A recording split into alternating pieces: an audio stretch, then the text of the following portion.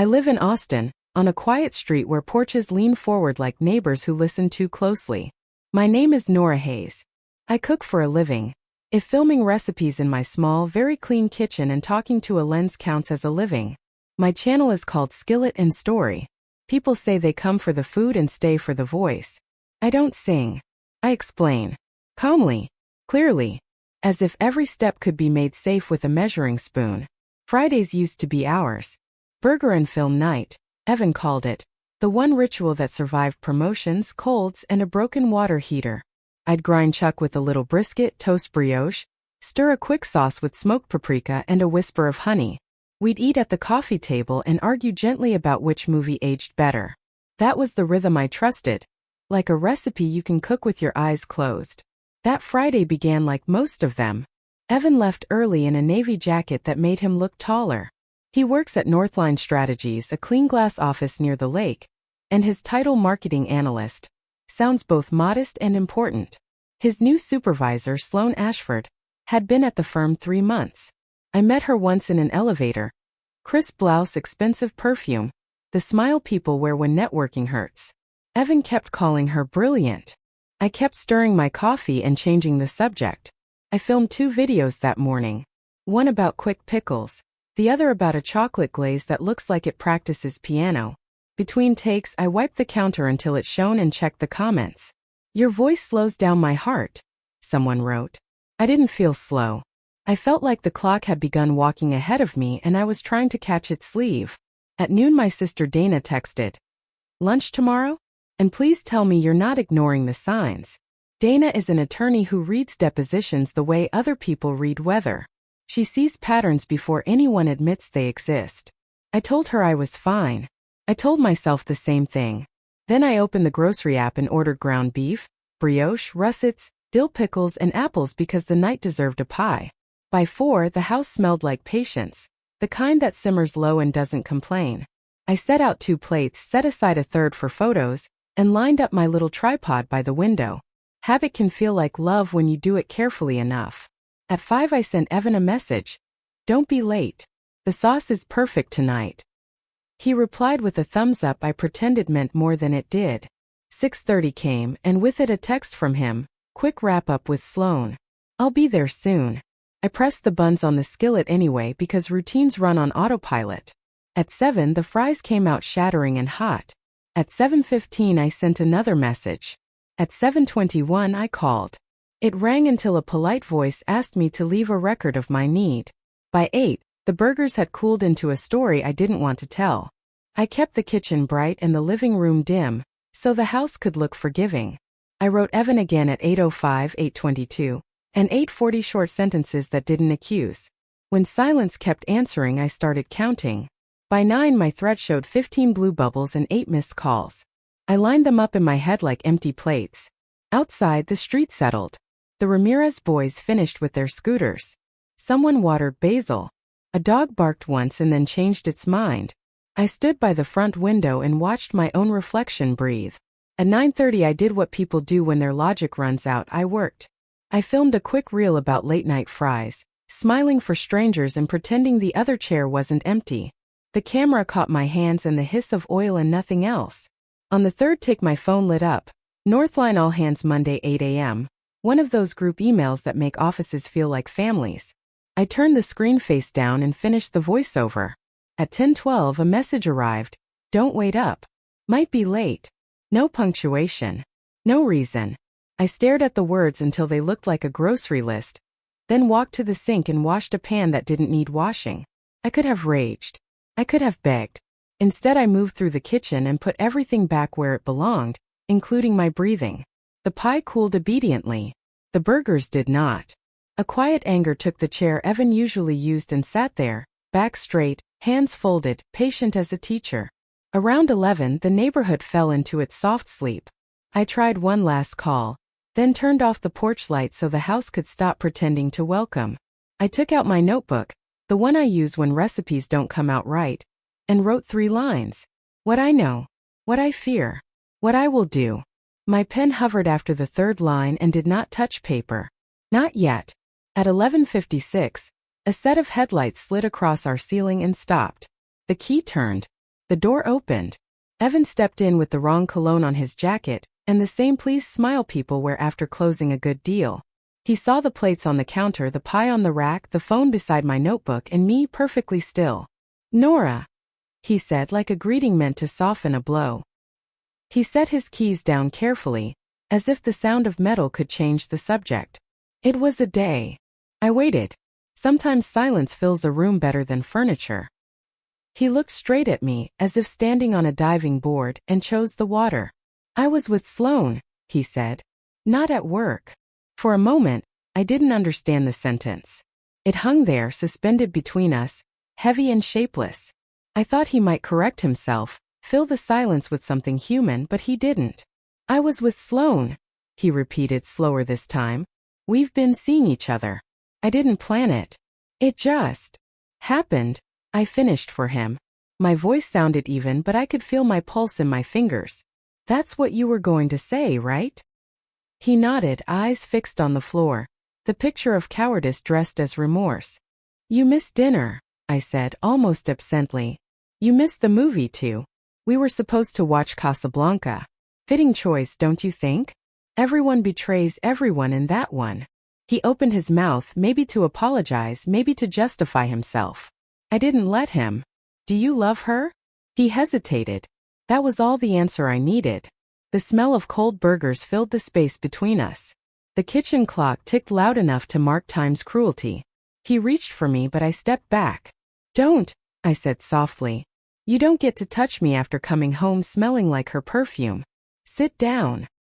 He looked startled, as if the command came from someone he'd never met. But he sat. I stayed standing. "You ignored 15 messages, 8 calls, and a marriage," I said. "That's some record, Evan." He started to say something about honesty, about needing to be true to himself, the language of men who mistake destruction for self-discovery. "You think confessing makes you noble?" I asked. "It doesn't erase what you did. It just lets you watch me react so you can feel absolved." He blinked, lost, like a man who'd misread the script. I walked to the counter, picked up the plate of untouched food, and set it in front of him. "Eat," I said. "It's still your favorite. Double patty, sharp cheddar, toasted bun. You might as well enjoy what's left of this night." He stared at the plate, confused. I sat across from him, crossed my arms, and watched him squirm. The smell of smoke and meat filled the silence. "You think I'm not angry," I said finally. "You're wrong. I'm beyond anger. Anger wants answers. I don't." He swallowed hard. "Then what do you want, Nora?" "Balance." He frowned. "Balance? Yes. You've been doing whatever you want for months. Now it's my turn." I stood, opened the fridge, and calmly poured his favorite craft beer down the sink. Then another. And another. He started to protest, but I raised a hand. "Not a word," I said. "I let you talk all these Fridays. You've run out of words." The more I moved, the calmer I became. Every action was deliberate, almost meditative, the rhythm of a woman rearranging her own gravity. Evan watched me, half shocked, half fascinated. He wasn't used to this version of me, precise, cold, and entirely in control. "You should get some sleep," I said, drying my hands. "You'll need energy tomorrow." "For what?" "For the consequences." He blinked. "Nora, you're scaring me." "Good," I said simply. "Fear means you're finally paying attention." I left him in the kitchen with the ruined dinner and walked upstairs. Every step felt like reclaiming a piece of myself he'd borrowed too long. In the bedroom, I didn't cry. I didn't scream. I opened my laptop. A blank spreadsheet stared back at me, waiting like an accomplice. At the top, I typed a title. Plan Phoenix. Under it, I made columns: assets, accounts, passwords, contacts, evidence. Then I added another one: steps to freedom.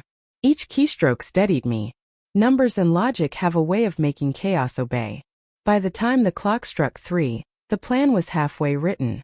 Evan snored downstairs. Deeply, peacefully, like a man who believed confession meant redemption. It didn't.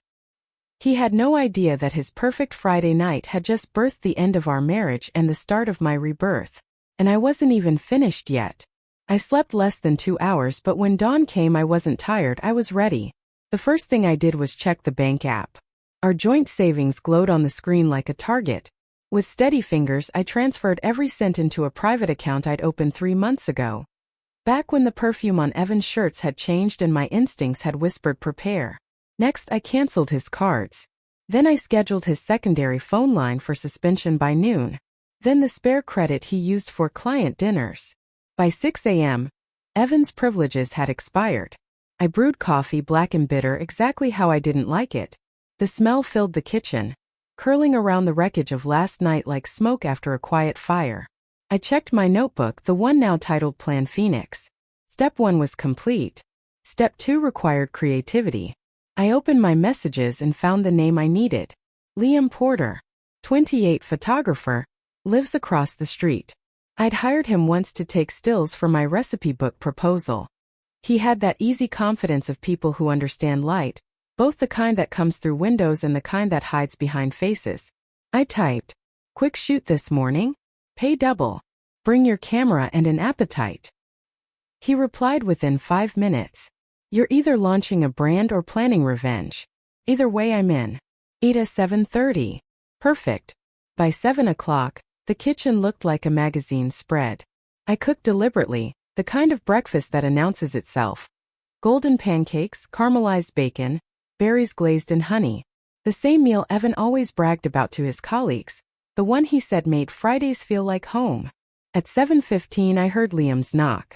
When I opened the door he grinned, camera slung over his shoulder, hair still damp from a shower.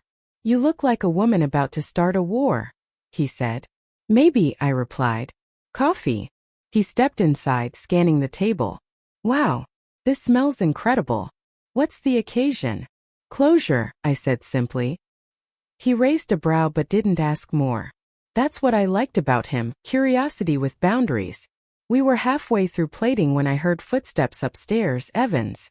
The slow shuffle of someone who assumes the world is still gentle. He came down wearing his usual Saturday clothes, t-shirt, complacency. He froze at the sight of Liam sitting at the table, sipping from his favorite mug. "What's going on here?" he demanded.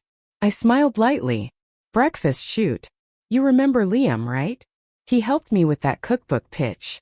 Liam gave a polite wave. "Morning, man. The pancakes are insane." Evan blinked, confusion crossing into irritation. "You invited him here? At our table?" "No," I said, pouring syrup with calm precision. "At my table."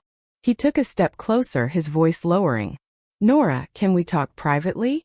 Everything that needs saying has been said. Unless you want to apologize to the internet, I could stream it." Liam coughed into his coffee to hide a laugh. Evan glared at him. "Is this a joke to you?" "Relax," Liam said. "I'm just here for the photos."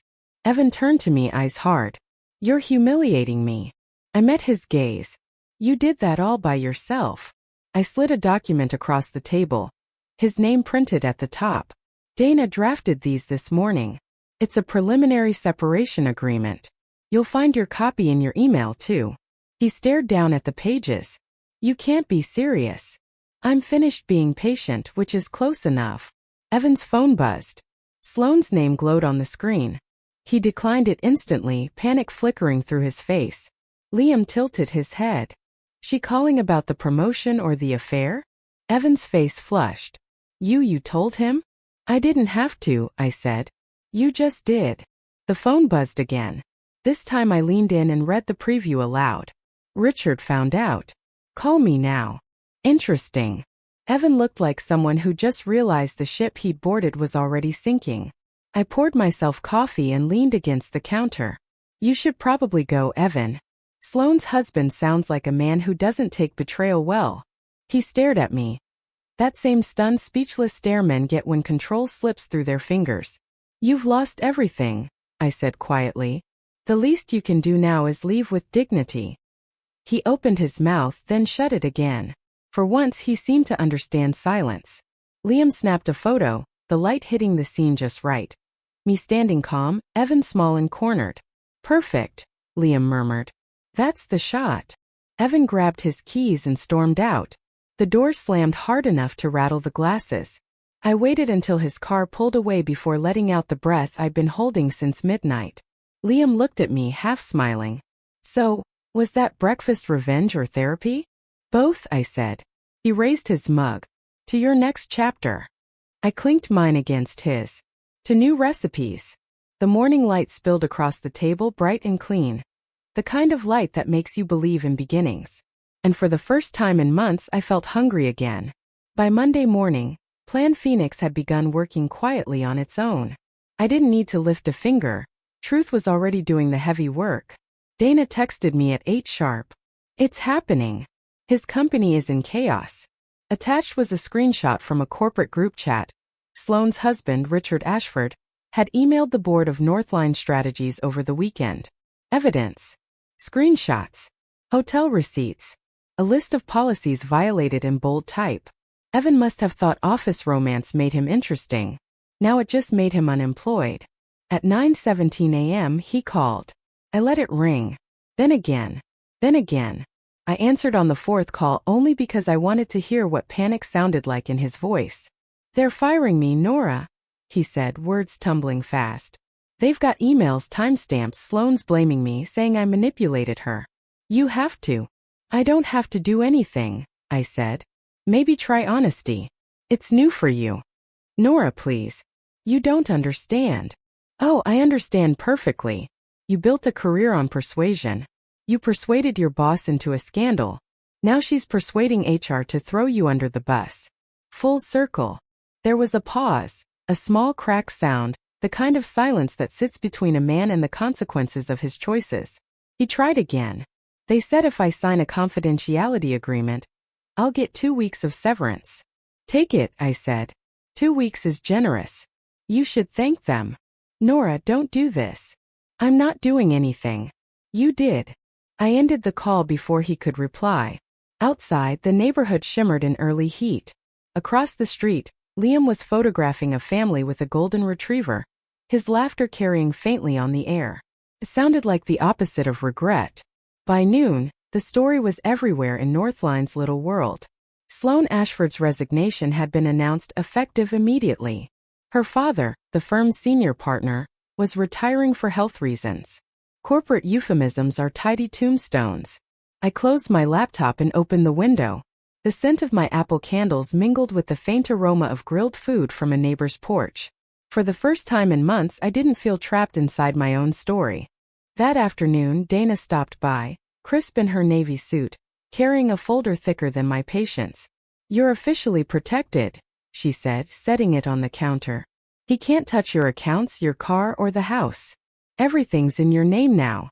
I flipped through the documents, each page a quiet promise that I was never going back. Dana leaned on the counter. So what's next? A vacation? Therapy? A cooking retreat in Italy? None of those, I said, smiling faintly. I'm opening something. What kind of something? A business. Online classes, recipe videos, a small brand of sauces maybe. Skillet and Story is about to get a sequel. She arched a brow. You're launching your new company on a Monday?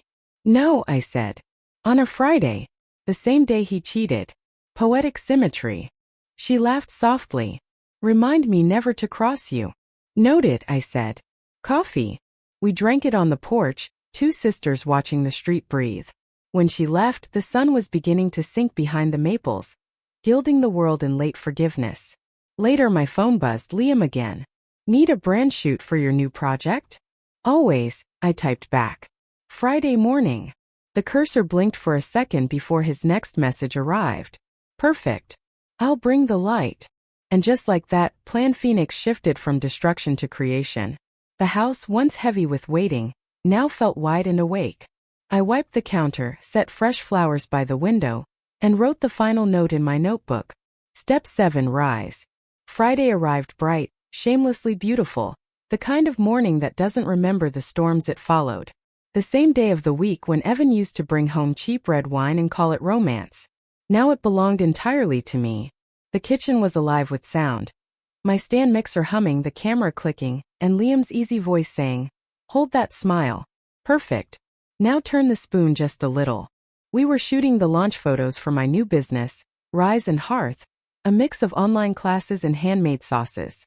The name came to me while whisking batter one night. Something that starts small, expands with heat, and changes shape without losing its heart. The scent of cinnamon and brown butter filled the room. Outside, the mail carrier passed by whistling. Inside, I stood barefoot in my own kitchen, directing a shoot that used to be just a daydream. Liam adjusted the light panel and looked at me over the camera. "You realize you look nothing like the woman I met last week." "Good," I said. That woman was still waiting for permission. He smiled, not flirtatiously, but like someone who recognized survival when he saw it. By noon the shoot was done. The photos were clean, bright, warm enough to taste through the screen. We uploaded them to the new website. I hit publish at 7:15 p.m., the exact minute my first unanswered call had rung last Friday. Within an hour, comments began rolling in. Former followers, old subscribers, people who'd written to ask when I'd come back. Now I had. Fully. Around 3 Dana called. "You did it." "Yes." "And guess who didn't?" "Evan got an eviction notice this morning. He's crashing in a temporary sublet with a leaky ceiling." "I'm not surprised," I said. He always liked things that fell apart easily. She laughed, but there was a tenderness in her voice when she added, "I'm proud of you, Nora." After she hung up, I poured myself coffee and looked around the kitchen. The light hit the countertop just right. The same spot where he'd confessed everything, the same spot where I'd almost broken. Now it was where my life began again. At sunset, I took a small velvet box from the drawer. My wedding ring, still as bright as the day he slipped it on. It felt too light for the weight it once carried. I walked out to the back garden, the air warm with jasmine, and dug a shallow hole beneath the rosemary bush. The ring gleamed once in the fading light before I covered it with soil. I whispered, "That chapter's over." When I stood, Liam was leaning on the fence, camera hanging loosely at his side. "Burying treasure?" "Something like that," I said. He smiled. "Looks good on you, Freedom." For a second I wanted to tell him everything, the fear, the rage, the sleepless nights filled with spreadsheets and revenge, but I didn't. Some stories are better when told later, after they've cooled. He lifted the camera. "Mind if I take one more photo?" "Sure." I didn't pose. I just stood there, hands in my pockets, hair loose, eyes clear. He clicked once. "Got it," he said. "You look done." "I am," I replied. That night I cooked for myself a single plate, a single fork. Just one perfect burger, crisp fries, and an apple pie cooling on the rack. I ate slowly, tasting every bite. No audience. No camera. No ghost. Just peace. November brought rain, long whispering rain that blurred the edges of everything. I was editing a new video when the doorbell rang. The sound startled me. Hardly anyone used the front door anymore. Through the glass I saw him. Evan stood on my porch, drenched, holding a limp bouquet from the grocery store. The flowers looked as defeated as he did. I opened the door but didn't step aside. "Hi," I said flatly. He gave me a smile that had once worked. "Can I come in?" "That depends," I said. "Are you here to apologize or to recycle excuses?" He swallowed. "I've lost everything, Nora. Sloane's gone, she left me for some pharmaceutical exec. I'm trying to start over." "Ah," I said. "The rebuild stage. How's unemployment treating you?" He looked down. "I got a junior position at a small firm. I take the bus." The rain gathered on his eyelashes, but I didn't mistake it for tears. "I realize what I threw away," he said softly. "I realize what you were to me. You were the best thing I ever had." "That's the problem," I said. "You had me. You never kept me." He stepped closer. "Please, Nora. Let me explain." "Explain what?" I asked. "How you mistook attention for affection. How you burned a marriage and called it growth. How you told me about your affair like it was a presentation." He flinched. "I've changed." "No," I said, calm as glass. "You've been changed. There's a difference." He looked past me into the warm light of my kitchen. The table where I'd rebuilt my life, the counters lined with jars from my business. The air smelled like caramel and resilience. "Can I at least come in to dry off?" he asked. "No," I said. "There's a towel in your car, I'm sure." He hesitated, then gave a weak laugh. "You're really not going to forgive me, are you?" "I did," I said. "Months ago. Forgiving you is how I stopped caring." He blinked, the words hitting harder than anger ever could. I closed the door gently, not slamming, just sealing. Through the window I watched him stand there for a while. motionless, defeated, the rain flattening his hair. Then he turned and walked away, his figure swallowed by the gray. I exhaled slowly, the sound of finality. My phone buzzed. A message from Liam. Tennis tomorrow? 9 a.m. The court's dry by then. Wouldn't miss it, I replied. Saturday morning came clear and golden. Liam and I met at the community courts, both hopeless at the game, both laughing more than competing. People still whispered sometimes about that story about the husband and the boss and the woman who turned her heartbreak into a business. I didn't mind. Let them talk. After an hour we collapsed on the bench, panting and smiling. Liam tossed me a bottle of water. You know, he said, they think we're dating. Let them think, I said, grinning. Their theories keep them entertained. He laughed. Best revenge, huh? The best revenge, I said, tying my hair back, is living so well they have to invent reasons for it. That evening I cooked again, 3 eggs, toasted bread, black coffee. The same breakfast I used to make for someone else, now perfectly mine. I sat at my table, looked at the empty chair across from me, and felt nothing but peace. Outside the rain had stopped. The air smelled new. I wrote the last line in my notebook. Step 8, stay free. And then I closed it, my story complete.